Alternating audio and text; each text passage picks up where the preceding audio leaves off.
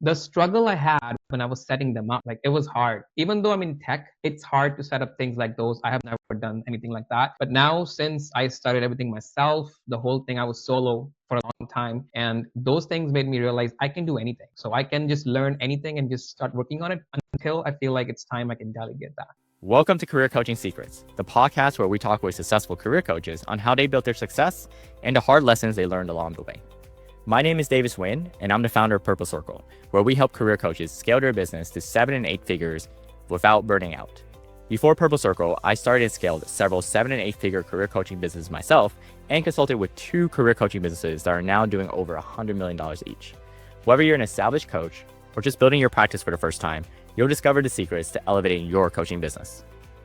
Hey everyone, welcome to another episode of Career Coaching Secrets podcast. Today we're joined by Sanyam Sareen, a powerhouse career coach who's helped over 250 professionals land top-tier roles in record time. He's specializing in ATS optimized resumes and strategic job search frameworks. Sanyam is the go-to expert for anyone aiming to break into FANG, plus or level up their tech career. From resume revamps to laser-focused applications, Sanyam is the go-to guy for anyone who's trying to get again into FANG. Sanyam, it's a pleasure to have you on the podcast. Welcome to the show. Likewise, thank you so much for inviting me. Sam, tell me a little bit more about what inspired you to become a career coach, and especially you're focused in ATS. Generally, that is something that it comes out a lot into the career coaching space, but I haven't had a coach before that is laser focused into that. Can you share more about that? Sure. So 2019 fall, when I came to Canada, I had zero experience.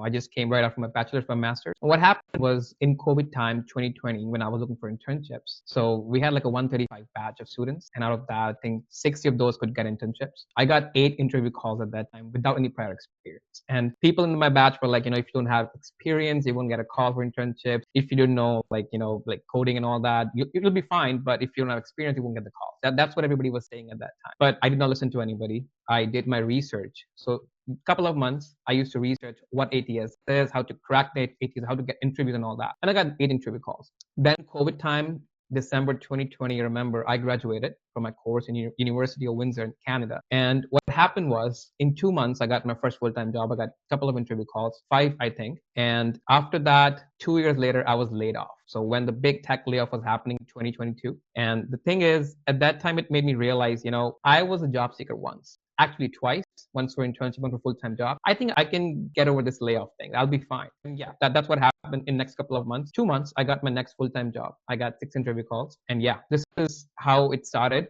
of me knowing that yes, ATS is something, you have to crack it if you're not getting interviews, otherwise it's not going to work out for you. And then in 2024, in February, I went to University of Windsor just to see my friends over there in Windsor. And my program secretary, she asked me to come over, give a presentation to the students, just tell them how we think is. I was an alumni. So I went there and I gave a quick presentation. And then after that day was basically the stepping stone of me being a career coach. So that's the time when I got to know, people are getting internships now. So they used to text me on LinkedIn, I want help with this. Let's get a one person call. I was also doing my full-time job at that time. So I was just helping them, and then things were getting better. Then I was getting into full-time jobs, people who had some experience, people who were new immigrants to Canada and US, and slowly things got well over there. And right now, so I'm a full-time career coach, and I have helped 300 people now. I know you said 250 back then. Yeah, things have moved on and things are going great over there. And me being an immigrant and me being somebody who was laid off and me being a software engineer. So these are the things that made me realize this is something I'm going to get into.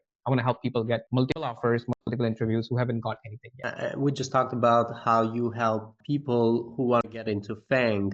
Is that like the target audience, only those who are looking into getting to those companies? I would say since it is FANG plus, so I would say people whose like dream is FANG, but even those who think FANG is something I would love to go to, but I want to start somewhere small. If you don't get into a startup or you get into a tech startup, especially, if you get into AI right now or get into data science, anything, I'm the go-to person. But again, that depends on what's your goal. If you think you haven't got any interviews, I can definitely get you interviews. Thank you for sharing that. I mispronounced that, so it's FANG.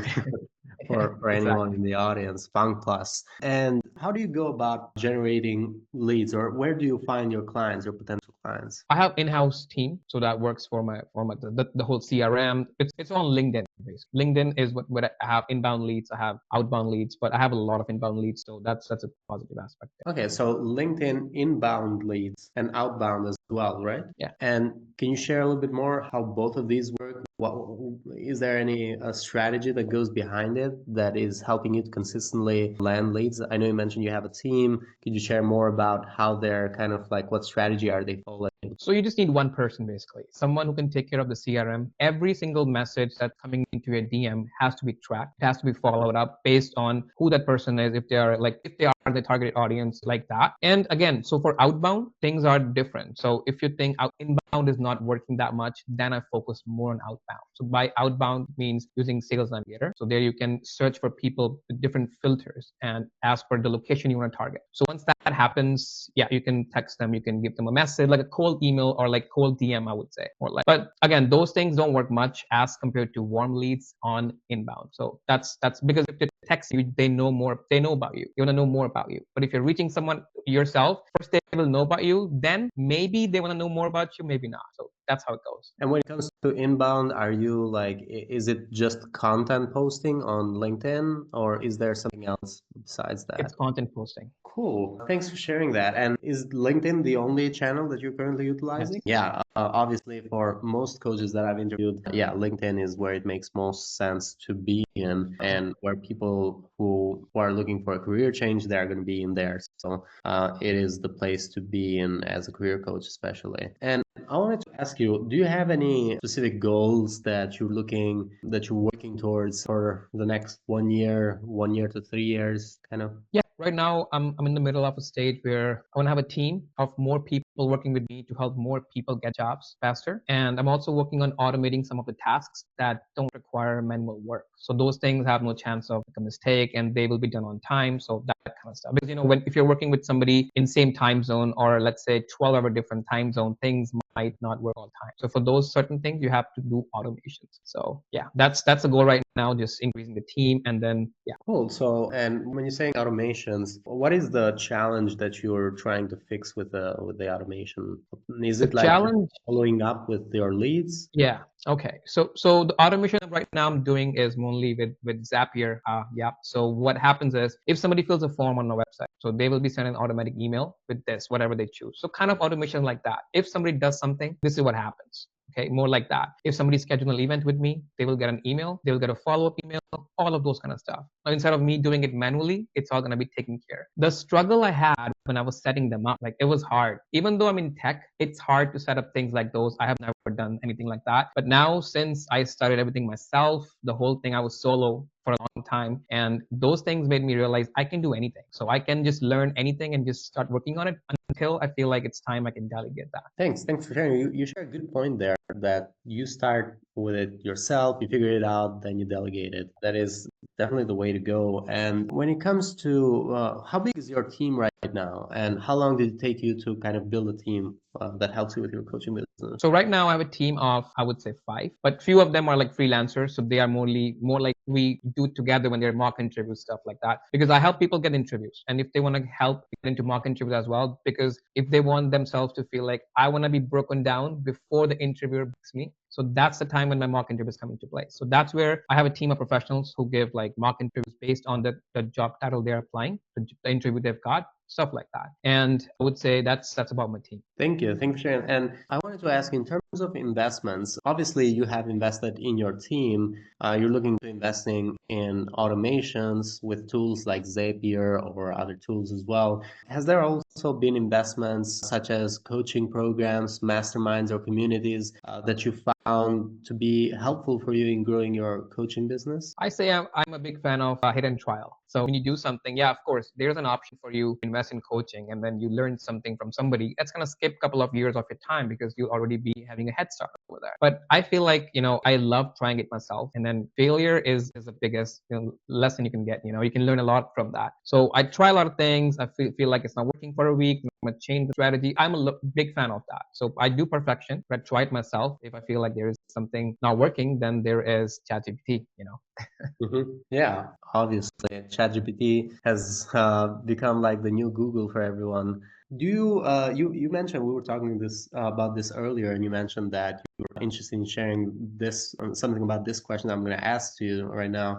When you started your coaching business and went full time on it, was there something you wish you had known first that was like an unexpected lesson learned for you? I think it's mindset. It's all the mindset. If you think like, I can reach out to the audience based on this is what I want, yeah, you'll do it. But if you don't think about like, it's possible. If you think it's possible, I'm going to do it. If you can visualize it before that, that's what I want, and then it's going to happen. That's just how I feel like I go with. So because intuition is something like it's very, important, these kind of stuff, because if I can plan this, and I want this in the next couple of months or years, if you can picture in your mind it being happening, I think that's a big thing that works for me. So Yeah, so in a way, you're tricking your brain or your subconscious mind to yeah, believe that there we that's go. Yeah. what is going to happen. What are some of the biggest challenges you faced in scaling your coaching business? Obviously, at this point, having a team, I would say you're not in the beginner level. Obviously, a lot of coaches are doing this themselves. So if you feel like there's no current challenges that you're facing, we could totally skip that Things question. are great. So things are going good, like so the last couple of months my revenue it's been like going crazy up. So I feel like I'm not having any challenge right now. So that's why I just don't. I mean, there might be something, of course, if I just think about it deep, but right now nothing's coming to mind, so we can just skip that. Oh, great. Obviously, maybe it could even be the automation part, but we already talked about that. So yeah, I think that will be it. And the final question I have for you is, what advice would you give to other career coaches who are looking to scale their impact? Learning yourself first, what you're going to provide to people, that's very important. You need to have very high confidence, because confidence comes from success. If you feel like what you're doing is working, your confidence will be up. So if you have that confidence and you can tell somebody, I can help you with this, and things are working like that, it's good. But if you want to scale, I feel like this is one of the major things, because some people feel like it's not worth it. Some people feel like if I'm selling this for $100, it's not worth it for $5,000. But again, that's all the mindset. So I feel like the mindset is big here, the confidence. These things help you grow. And then, of course, automations are there. And some people would love to invest in coaching as well. So that's also one thing. Yeah. Thank you so much, Sam. It was a pleasure having you on the podcast. For anyone who wants to connect with you or find you, they can find you on your LinkedIn. We'll be linking that into the description as well. And let me know if there's any other way. There's also sareenthecoach.com website. Thank you so much for having me. It was a pleasure. That's it for this episode of Career Coaching Secrets. If you enjoyed this conversation, you can subscribe to YouTube, Spotify, Apple Podcasts, or wherever you're listening to this episode to catch future episodes. This conversation was brought to you by Purple Circle, where we help career coaches scale their business to 7 and 8 figures without burning out. To learn more about Purple Circle, our community, and how we can help you grow your business, visit joinpurplecircle.com.